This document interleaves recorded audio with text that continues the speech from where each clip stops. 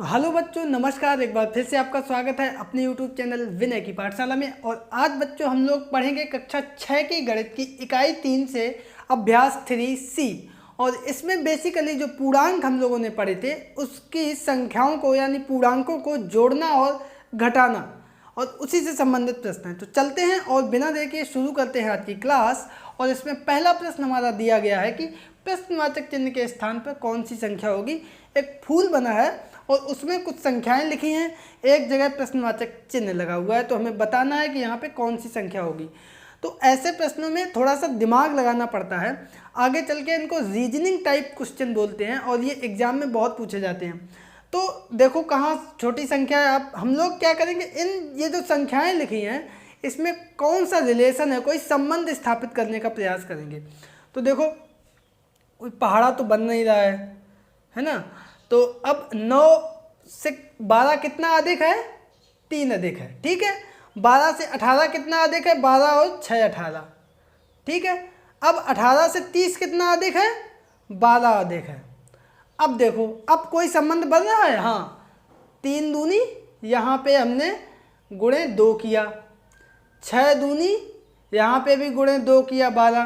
तो जाहिर सी बात है यहाँ भी जो संख्या आएगी वो गुणे 2 में आएगी। तो अब 12 दूनी कितना हो गया, 24।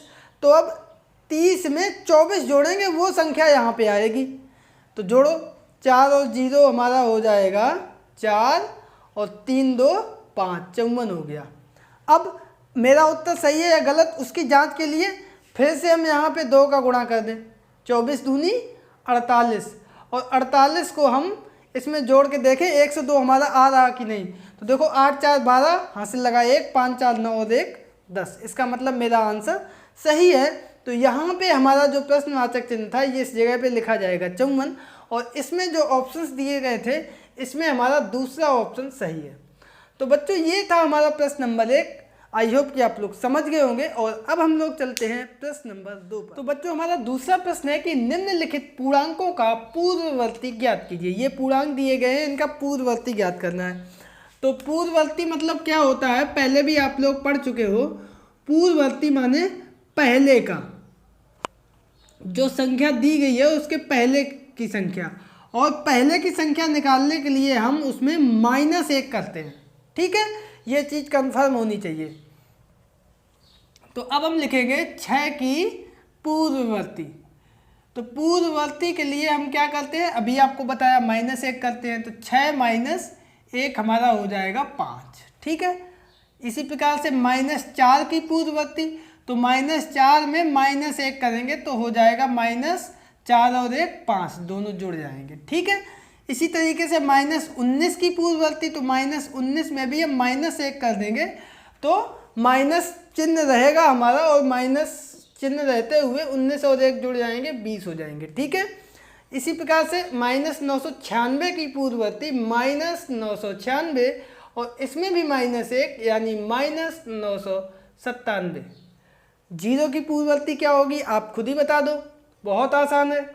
0 में भी क्या कर देंगे -1, तो ये हमारा -1 आएगा। और इस प्रकार से हमारा प्रश्न नंबर 2 कंप्लीट होता है। बहुत आसान प्रश्न है। तो अब हम लोग चलते हैं इसके अगले प्रश्न यानी प्रश्न नंबर 3 पर। तो बच्चों हमारा यहाँ पर तीसरा प्रश्न दिया गया है कि अपनी अभ्यास पुस्तिका में खाली स्थान में ये वाले चिन्ह भरिए। मतलब एक ग्रेटर देन का चिन्ह है, एक लेस देन का चिन्ह है। और इस चिन्ह के बारे में आप पहले ये जान लें कि जिधर ये खुला हुआ होता है इधर संख्या हमारी होती है बड़ी, और जिधर नोक होती है इधर संख्या हमारी होती है छोटी। ये चीज़ आप ध्यान रखें। अब हम लोग प्रश्न पे आते हैं, ठीक है। तो पहला प्रश्न है कि -3 धन -6। चिन्हों का बहुत ध्यान रखो। देखो धन का चिन्ह बीच में लगा है तो धन और ऋण हमारा हो जाएगा -6 और -3, ठीक है। तो ये हमारा हो गया ऋण के 9। इधर देखो क्या है -3 और ये माइनस और माइनस ये हमारे हो जाएंगे +6। तो प्लस के 6 माइनस के 3 यानी प्लस के 3 बचे। तो इधर संख्या प्लस की है, इधर संख्या माइनस की है, कौन बड़ी होगी, प्लस वाली संख्या हमारी बड़ी होगी। तो ये बड़ी होगी तो हमारा ये वाला चिन्ह लगेगा, यानी इसमें ये वाला चिन्ह हम लगा देंगे, ठीक है। अब हम लोग दूसरे पे देखते हैं। ये है हमारा -21 माइनस -21। तो देखो यहाँ पे ये तो हमारा -21 रहा और ये माइनस माइनस हो गया +21। इधर हमारा -21 और ये प्लस माइनस रहा -21। ये हमारा 21 -21 कैंसिल हो गया, 0 आ गया। इधर -21 हो गए -42। तो देखो इधर हमारा है माइनस का चिन्ह, इधर माइनस का चिन्ह नहीं है। तो जिधर माइनस का चिन्ह है वो संख्या हमारी छोटी होगी, जिधर माइनस का चिन्ह नहीं है वो संख्या बड़ी होगी। ये वाला चिन्ह लगेगा और यही चिन्ह हम इसमें लगा देंगे, ठीक है। अब नीचे एक और प्रश्न बचा है, -27 और माइनस और उसके बाद कोष्टक प्लस। चिन्ह पहले बहुत ध्यान देखो, तो -27 और ये प्लस माइनस -27 हो गए। इधर हमारे 27 और प्लस माइनस, यहाँ भी -45 हुए। इधर देखो -27 -27, तो 7 दूनी 14 की 4 माइनस के हो गए 54। और इधर कितना आएगा, माइनस के 45 प्लस के 27, तो 27 प्लस के है और एक माइनस का है। ऐसी स्थिति में संख्याएं घटेंगी। तो 15 में से 7 गए, 8 और 3 में से 2 गए 1, 18। अब देखो ये भी माइनस के, 54 भी माइनस के। अब इसमें कौन सी संख्या जो है हमारी बड़ी होगी। तो देखो 54 बड़ा है, लेकिन चूंकि माइनस चिन्ह लग गया तो बड़ी वाली संख्या छोटी हो जाती है, छोटी वाली संख्या बड़ी हो जाती है। तो ये हमारी बड़ी हो जाएगी, ये हमारी छोटी हो जाएगी, ठीक है। तो ये वाला चिन्ह हमारा इसमें लगेगा, ठीक है। तो इस प्रकार से ये मेरा प्रश्न नंबर 3 जो है कंप्लीट होता है। आई होप कि आप लोग इसको भी बहुत अच्छे से समझ गए होंगे। और एक बार फिर से आप लोग देख सकते हैं अगर कहीं पे समस्या है। तो अब हम लोग चलते हैं इसके अगले प्रश्न यानी प्रश्न नंबर 4। तो बच्चों हमारा चौथा प्रश्न है यहाँ पर कि खाली जगह को भरिए। ये भी प्रश्न जो है रीजनिंग का आ गया, जहाँ पे संख्याएं दी जाएं तो सबसे पहला काम आपको मैंने अभी बताया था, इन संख्याओं में संबंध स्थापित करना, खुद से संबंध स्थापित करना। देखो जैसे याद करो, हम लोग जब कहीं जाते हैं बाहर तो कोई उन्होंने कि कहाँ है, उन्होंने बताया कि कानपुर। अरे कानपुर में तो हमारे मौसा रहते हैं। तो फिर हम लोग वहाँ से रिलेशन, एक अस्थाई रिलेशन बना लेते हैं। वही काम यहाँ पे। अब देखो कैसे रिलेशन बनाएंगे, देखो कहीं से बन रहा है रिलेशन। तो 7 2 9 धन 2 किया, फिर 9 से 2 जोड़ा हमने 11, और फिर 11 में हमने फिर से 2 जोड़ दिया 13 आ गया, ठीक है। अब नीचे देखो ये जो 2 जोड़ा है ना, ये 7 मान लो 0 7 है। तो अब हम ये सिर्फ दहाई में 2 जोड़ेंगे, तो 0 की जगह पे 2 7 27 हो गया, ठीक है। ये दहाई में 2 जोड़ेंगे। यहाँ भी हम जो संख्या है लिखनी है उसका मतलब इकाई में तो हमारा 7 रहेगा, और दहाई में यहाँ पे 2 में 2 जोड़ देंगे तो 4 7 हो जाएगा। और उसके बाद देखने के लिए हमारा सही है कि गलत है, तो 4 में भी देखो हमने 2 जोड़ा तो ये दहाई में 6 आ गया, ठीक है। या फिर इसको बोल सकते हो 20 जोड़ेंगे पूरी संख्या में। अगर दहाई में 2 जोड़ा यानी 20 हमने पूरी संख्या में जोड़ा, ठीक है। तो इस प्रकार से जो है हमारा 47 जो है वो हमारा आंसर आ जाएगा। और आंसर्स में हमारा 47 ये तीसरे नंबर पे दिया गया है, इसका मतलब ये तीसरा ऑप्शन हमारा सही है। तो बच्चों बहुत आसान प्रश्न होते हैं रीजनिंग के, और उम्मीद करते हैं आप लोग इसको समझ गए होंगे। तो अब हम लोग चलते हैं अगले प्रश्न यानी प्रश्न नंबर 5 पर। तो बच्चों हमारा 5वां प्रश्न दिया गया है कि निम्नलिखित पूर्णांकों का उत्तरवर्ती ज्ञात कीजिए। तो सबसे पहले ये जान लीजिए कि उत्तरवर्ती का मतलब क्या होता है। तो आप लोगों ने पहले भी पढ़ा है, उत्तरवर्ती बहुत आसान एक्सरसाइज है। इसका मतलब आगे की संख्या, ठीक है। जो संख्या दी जाए उसकी आगे की संख्या, ठीक है। तो अब आगे की संख्या ज्ञात करने के लिए हम क्या करेंगे, +1 करेंगे। किसी भी संख्या में जो भी निकालनी होगी उसमें हम +1 करेंगे, यानी 1 जोड़ देंगे। तो अब हम लोग आते हैं यहाँ पे, लिखेंगे 7 की उत्तरवर्ती। तो अब आप लोगों को पता चल गया होगा क्या करेंगे, 7 में धन 1 कर देंगे, तो 7 और 1 हो गए हमारे 8। इसी तरीके से -5 की उत्तरवर्ती, तो -5 में भी हम धन 1 कर देंगे। तो एक संख्या माइनस की है, एक संख्या प्लस की है, तो इसमें बड़ी संख्या में से छोटी संख्या हम घटाएंगे। तो 5 में से 1 जाएगा 4, और चिन्ह बड़ी संख्या वाला रहेगा। 5 बड़ी संख्या है, उसका चिन्ह माइनस है, तो -4 हो गया, ठीक है। इसको समझ लो। -20 की उत्तरवर्ती, तो यहाँ पे -20 + 1, तो एक संख्या प्लस में है, एक माइनस में, यानी बड़ी संख्या में से छोटी संख्या घटा देंगे। 19 चिन्ह रहेगा बड़ी संख्या वाला, यानी बड़ी संख्या है 20, 20 का चिन्ह है माइनस, तो -19 बचेगा, ठीक है। यही काम -997 के साथ। तो -997 में भी हम +1 करेंगे तो एक संख्या प्लस में एक माइनस में हम घटा देंगे। तो 997 में से एक घटाएंगे, हमारा आएगा 996 और चिन्ह बड़ी संख्या वाला यानी माइनस रह गया। अंत में 0 की उत्तरवर्ती निकालनी है। अब ये भी हम लगाएं कि आप निकाल देंगे, बहुत आसान है। 0 धन 1 तो ये हमारा 1 आ जाएगा। तो देखा आपने, बहुत आसान प्रश्न है और इसी के साथ हमारा प्रश्न नंबर 5 कंप्लीट होता है। अब हम लोग चलते हैं अगले प्रश्न यानी प्रश्न नंबर 6 पर। तो बच्चों हमारा यहाँ पर 6वां प्रश्न है, बहुत अच्छा प्रश्न है कि किसी स्थान पर 12 बजे दोपहर का तापमान 0 से 19 डिग्री सेल्सियस अधिक है और अर्धरात्रि को तापमान 0 से 2 डिग्री सेल्सियस कम हो गया, तो तापमान में परिवर्तन ज्ञात कीजिए। तो देखो, पहले तो हम यहाँ पे आपको चित्र के माध्यम से बता दें। तो ये हमने एक संख्या रेखा बना ली, ठीक है। यहाँ पे हमने लिखा 0 डिग्री सेल्सियस और 1 2 3 4 5 6 7 8 9 10 11 12 13 14 15 16 17 18 19, ये है हमारा 19 और 2 डिग्री कम हुआ तो 1 2, ये 2 माइनस में है, ठीक है।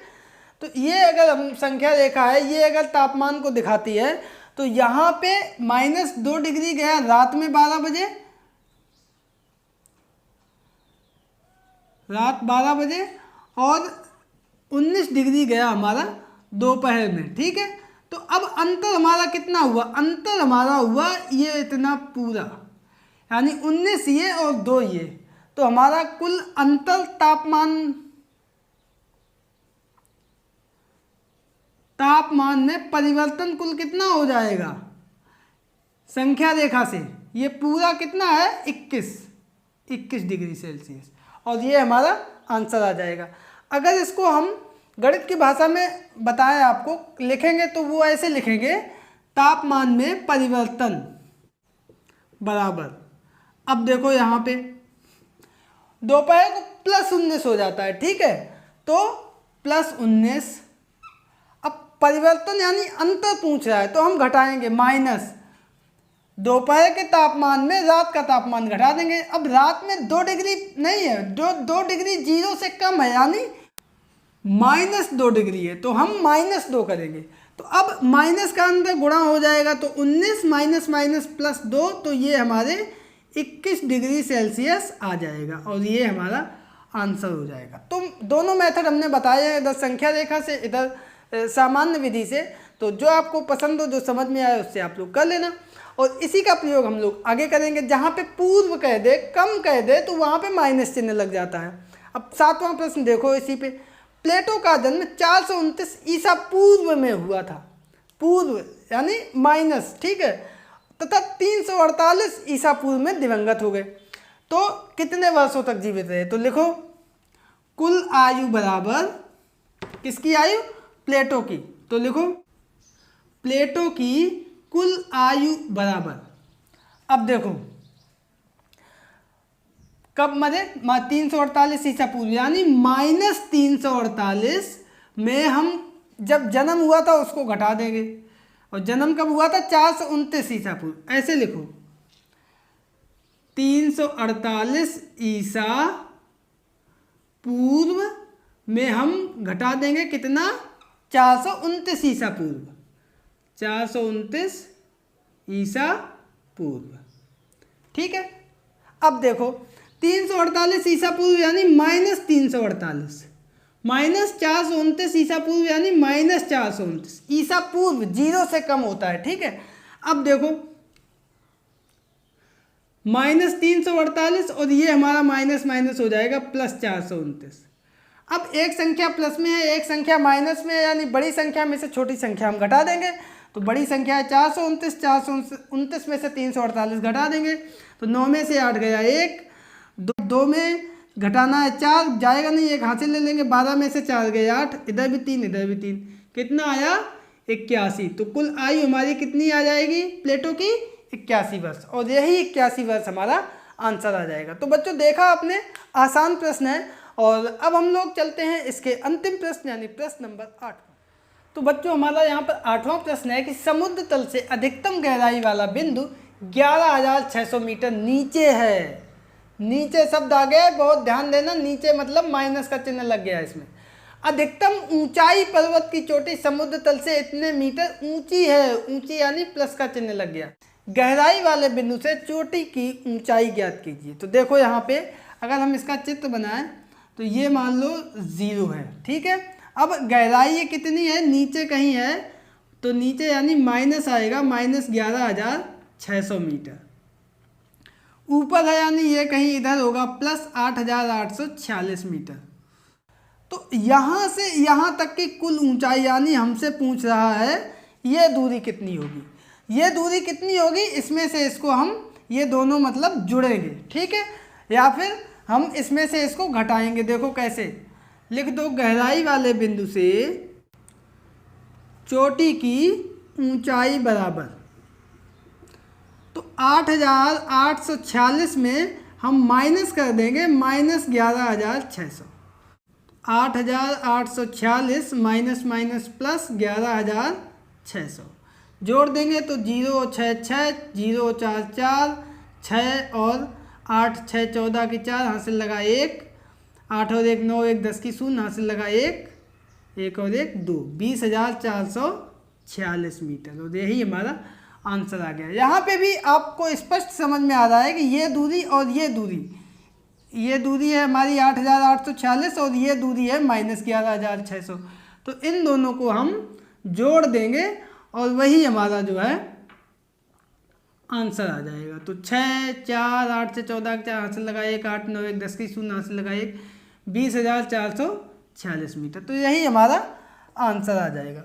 तो इस प्रकार से आपने देखा कि ये हमारा प्रश्न नंबर 8 और ये एक्सरसाइज हमारी कंप्लीट होती है। आई होप कि आप लोगों को बहुत मज़ा आया होगा इसको भी लगाने में। तो आज के इस वीडियो में इतना ही, मिलते हैं कल फिर एक नई एक्सरसाइज और एक नए वीडियो के साथ। तब तक के लिए नमस्कार।